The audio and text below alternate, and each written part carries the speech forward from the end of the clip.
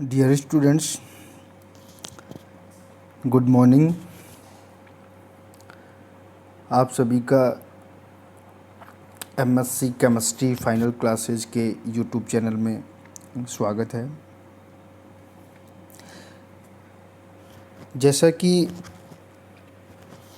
आप सबको पता ही है कि कोरोना के दौर में सभी कॉलेजेस वाले, जो कॉलेज निदेशालय है उसने भी ये आदेश दे रखा है कि सभी गवर्नमेंट कॉलेजेस अपने स्टूडेंट्स के लिए यूट्यूब या ऑनलाइन क्लासेज अवेलेबल करवाएंगे।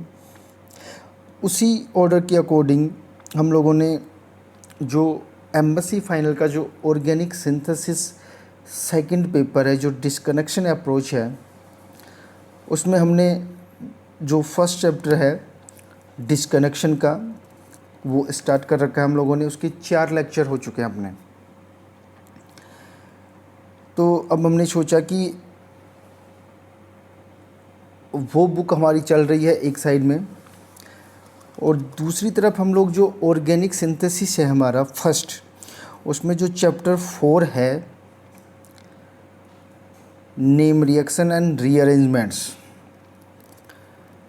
तो उसमें जो जितने भी नेम रिएक्शन और रीअरेंजमेंट्स हैं हम लोग उनके 1 बाय 1 इधर से भी स्टार्ट कर रहे हैं। तो उधर हमारी क्लासेस रेगुलर चलेंगी और इधर भी हमारी क्लासेज रेगुलर चलेंगी। मींस हम लोग एक दिन डिस्कनेक्शन का वीडियो अपलोड करेंगे आप लोगों के लिए, और एक तरफ रीअरेंजमेंट का। जब रीअरेंजमेंट वाला चैप्टर ख़त्म हो जाएगा अकॉर्डिंग टू सिलेबस, तब हम लोग डिस्कस करके नेक्स्ट चैप्टर स्टार्ट कर लेंगे। ठीक है, तो रीअरेंजमेंट में हम लोग सबसे पहले डिस्कस करते हैं, जो फर्स्ट जो रीअरेंजमेंट हम लोग डिस्कस करेंगे वो होगा हमारा पिनेकोल पिनेकोलोन रीअरेंजमेंट। क्या नाम है उसका? Pinacol pinacolone rearrangement. देखो, रीअरेंजमेंट पढ़ने से पहले कुछ बेसिक चीज़ों का हमें पता होना चाहिए। कुछ बेसिक चीज़ों का मतलब है, एक तो हमें ये पता होना चाहिए कि कोई भी रीअरेंजमेंट है उसका जो सबस्ट्रेट है वो क्या होगा। दूसरा, उस सब रिएक्शन में या उस रीअरेंजमेंट में हम लोग कैटलिस्ट कौन सा यूज करेंगे। ठीक है, और तीसरा, उसका जो प्रोडक्ट बनेगा वो क्या बनेगा। एक 3 चीज़ें हमें बेसिक पता होना चाहिए। सबस्ट्रेट कौन सा लेंगे, कैटलिस्ट या रिएजेंट कौन सा लेंगे, और जो प्रोडक्ट बनेगा वो क्या बनेगा। ठीक है, एक जो आपको थोड़ा सा आइडिया होना चाहिए वो रीअरेंजमेंट का होना चाहिए। रीअरेंजमेंट का मतलब ये है बेसिकली कि कोई भी जो ग्रुप है, सपोज यहाँ पे कोई ग्रुप जुड़ा हुआ है आर, ये आर ग्रुप यहाँ से माइग्रेट करके यहाँ पे जाएगा। तो ये जो ग्रुप माइग्रेट करता है उसको बोलते हैं माइग्रेटिंग ग्रुप। कौन सा ग्रुप बोलेंगे उसको? Migrating group. और ये जो एक तो ये कार्बन हो गया, अब ये कार्बन होगा, यहाँ पे ये ग्रुप जा कर के जुड़ेगा, तो इसको बोलते हैं माइग्रेटरी साइट। यहाँ पे जो माइग्रेटरी ग्रुप आकर के जुड़ेगा, और यहाँ से जो है वो माइग्रेशन या माइग्रेटरी ओरिजिन बोलते हैं, क्योंकि यहाँ से ये आर ग्रुप यहाँ से माइग्रेट करता है। ये तो क्या होगा, माइग्रेट ग्रुप, जो माइग्रेटरी ग्रुप है उसका ओरिजिन होगा, और ये माइग्रेटरी साइट होगी जहाँ पर जा कर के ये जो माइग्रेट कर रहा है वो ग्रुप जा कर के जुड़ेगा। समझ में आ गया? दोबारा बताते हैं एक बार, क्या है ये। सपोज ये ग्रुप है आर, तो ये ग्रुप यहाँ से माइग्रेट करके सपोज यहाँ पे जा रहा है।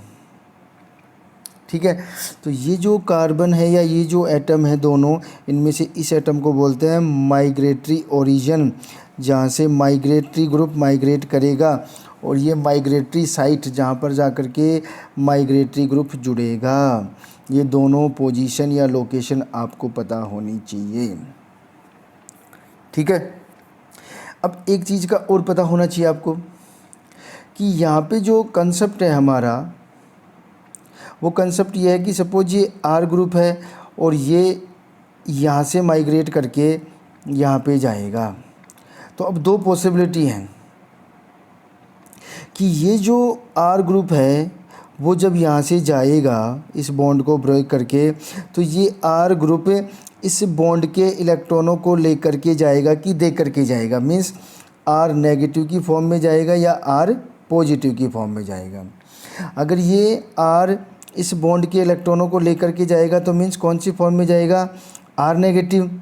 तो इस टाइप के अगर R नेगेटिव की फॉर्म में माइग्रेट करता है तो इसे बोलते हैं न्यूक्लियोफिलिक और एनाइनोट्रॉपिक रीअरेंजमेंट।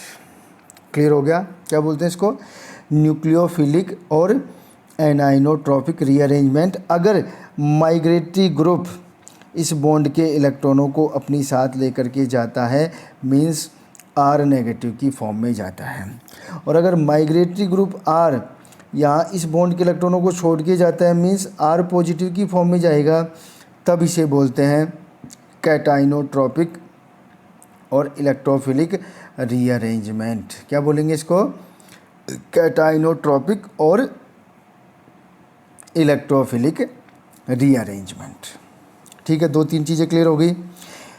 एक कंसेप्ट और पता होना चाहिए आपको, वो कंसेप्ट ये है यहाँ पे कि सपोज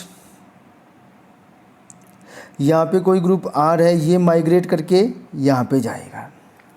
तो अब जब अगर ये कोई कार्बन जो है, ये वाला कार्बन वो सपोज कायरल है और इससे जुड़ा हुआ ग्रुप R है, तो अब ये जो R ग्रुप माइग्रेट करेगा,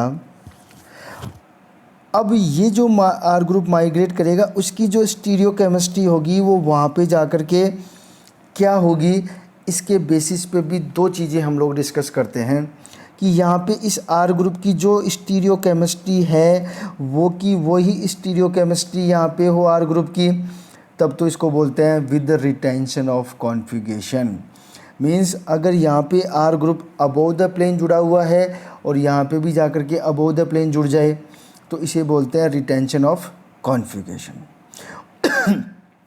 और अगर ड्यूरिंग द माइग्रेशन इस R ग्रुप की स्टीरियोकेमिस्ट्री चेंज हो जाती है, मींस ये पहले आगे था, यहाँ पे सपोज अबोव द प्लेन और यहाँ पे जा कर के बिलो द प्लेन जुड़ता है, या इसका जो स्टीरियो अरेंजमेंट है वो चेंज हो जाता है, इसे हम लोग बोलते हैं इन्वर्जन ऑफ कॉन्फ़िगरेशन। तो ये दो तीन चीज़ें जो हैं वो आपको बेसिकली पता होना चाहिए। एक तो ये पता होना चाहिए कि जो रीअरेंजमेंट है वो कैटाइनोट्रॉपिक है या एनाइनोट्रॉपिक है।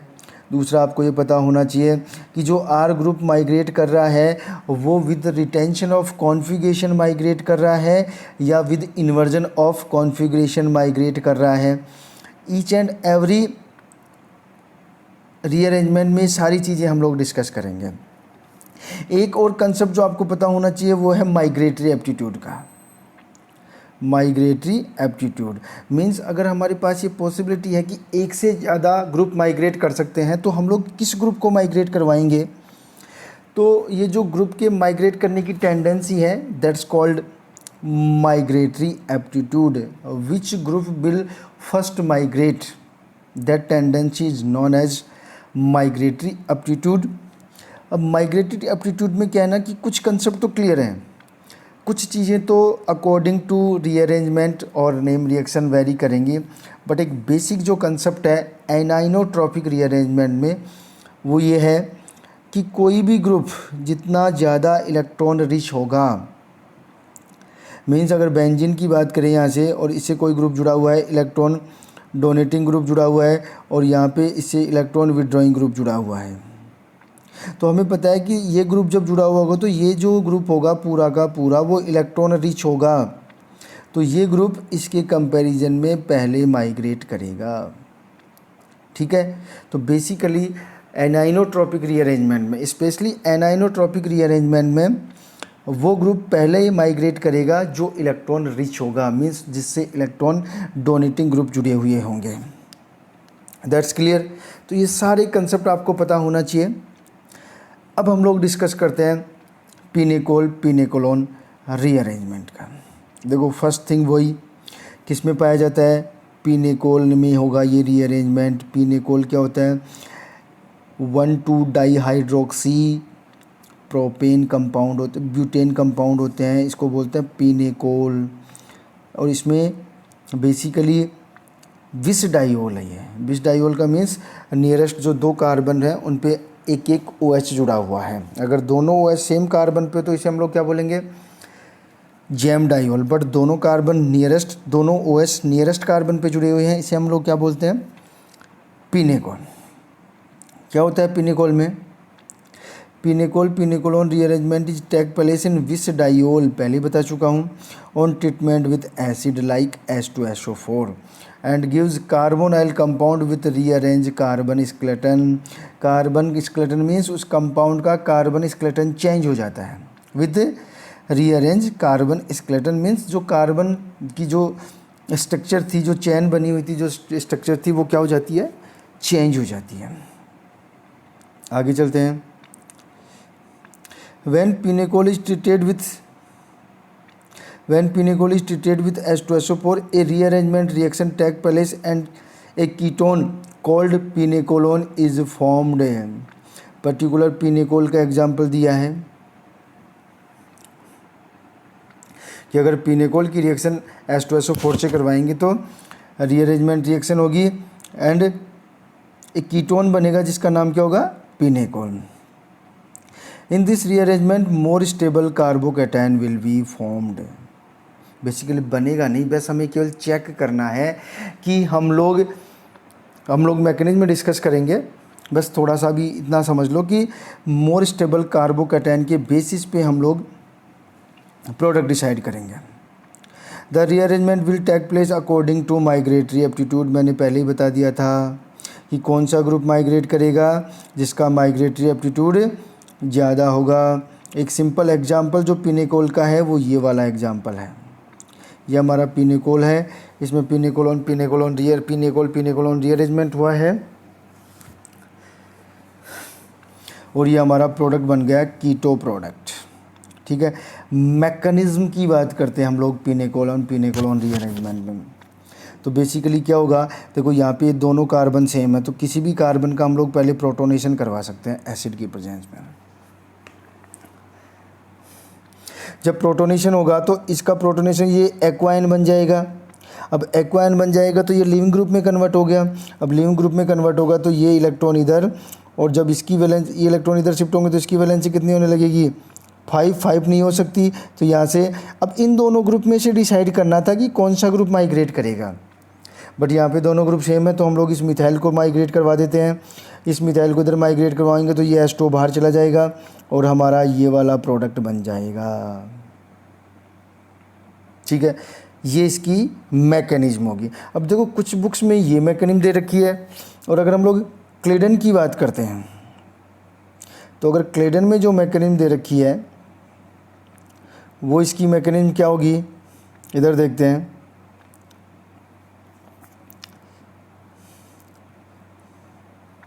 क्लेडन में दे रखा है कि सबसे पहले जो H है वो इस OH का प्रोटोनेशन करेगा तो ये OH2 में कन्वर्ट हो जाएगा, मीन्स लिविंग ग्रुप।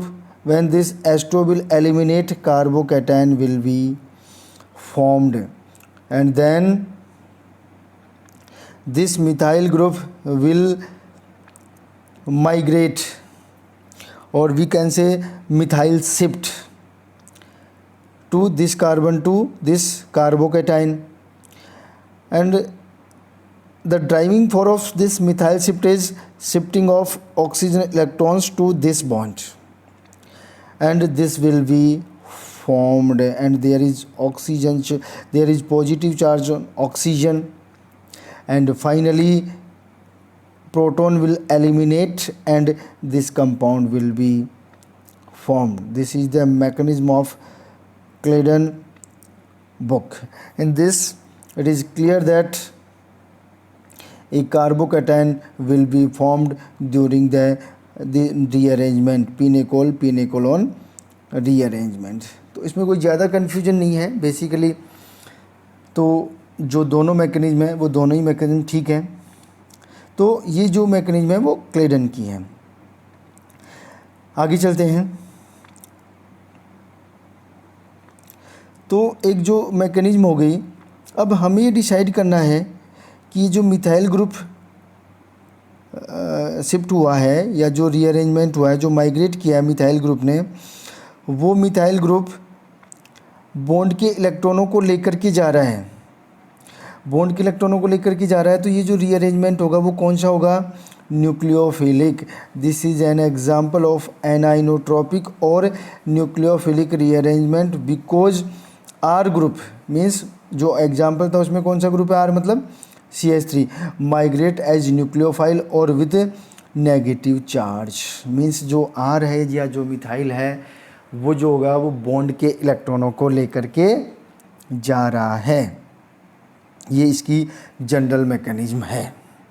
ठीक है, अब हम लोग बात कर लेते हैं माइग्रेटरी एप्टीट्यूड की। तो माइग्रेटरी एप्टीट्यूड में बात की जाए तो देखो, सबसे पहला जो सबसे ज़्यादा जो माइग्रेटरी एप्टीट्यूड होगा वो किसका है? हाइड्रोजन का, बिकॉज ऑफ स्मॉलर साइज। फिर एराइल और फिर एल्काइल। एल्काइल ग्रुप में जो सबसे ज़्यादा माइग्रेटरी एप्टीट्यूड होगा वो 3 डिग्री एल्काइल ग्रुप का, फिर 2 डिग्री का और फिर 1 डिग्री का। अगर हम लोग एराइल की बात करें तो मैंने कहा था ना अभी, जिसमें इलेक्ट्रॉन डेंसिटी ज़्यादा होगी, मींस जिसमें इलेक्ट्रॉन रिलीजिंग ग्रुप जुड़े हुए होंगे, उसका माइग्रेटरी एप्टीट्यूड सबसे ज़्यादा होगा। फिर बिना किसी सब्स्टिट्यूएंट या ग्रुप वाले फिनाइल ग्रुप का माइग्रेटरी एप्टीट्यूड ज़्यादा होगा। और सबसे कम जो माइग्रेटरी एप्टीट्यूड होगा वो किसका होगा? उस एराइल ग्रुप का होगा जिसमें इलेक्ट्रॉन विड्रॉइंग ग्रुप जुड़े हुए होंगे। ये ध्यान रख लेना हमेशा।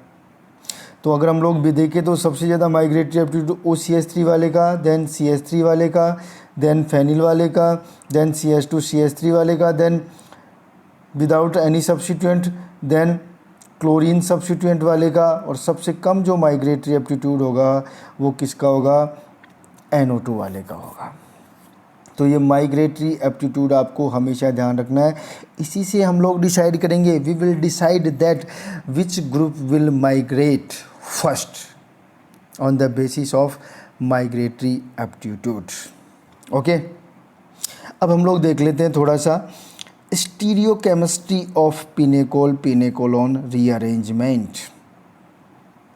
स्टीरियोकेमिस्ट्री की बात करें तो देखो, the most favourable stereochemistry of pinacolone rearrangement, pinacolic और पिनेकोलिक रीअरेंजमेंट भी बोलते हैं इसे, rearrangement that migratory group and leaving groups are aligned in an anti periplanar manner. इसका मतलब ये है कि जो दो ग्रुप, जो ग्रुप माइग्रेट करेगा और जो ग्रुप एलिमिनेट होगा, वो दोनों ग्रुप एक दूसरे के पेरीप्लेनर होने चाहिए, एंटी पेरीप्लेनर। अब ये एंटी पेरीप्लेनर का कंसेप्ट क्या है वो समझ लेते हैं। अगर हम लोग एसाइक्लिक सिस्टम का बात करें तो यहाँ पे ये वाला बॉन्ड और ये वाला बॉन्ड, ये दोनों बॉन्ड हैं, इन दोनों बॉन्डों की पोजीशन को बोलते हैं एंटी पेरीप्लेनर। अगर ऐसे कोई दो बॉन्ड हैं तो ये जो बॉन्ड होंगे वो होंगे एंटी पेरीप्लेनर, और इनका जो डाईहेड्रल एंगल होगा वो कितना होता है? हमेशा 180 डिग्री का। ठीक है, ये सिचुएशन होनी चाहिए, ऐसा है।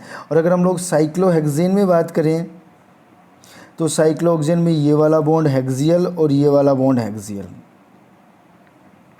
ये वाला बॉन्ड हेक्सियल और ये वाला बॉन्ड हेक्सियल, ये दोनों हेक्सियल बॉन्ड एंटी पेरीप्लेनर होंगे, एंटी हैं और एक ही प्लेन में। ध्यान रखना, ये इक्वेटोरियल और ये इक्वेटोरियल एंटी तो हैं, बट ये दोनों पेरीप्लेनर नहीं हैं। तो जो साइक्लोहेक्सेन है उसमें केवल पेरीप्लेनर की एक ही सिचुएशन होती है, हेक्सियल हेक्सियल बॉन्ड, ये वाले बॉन्ड।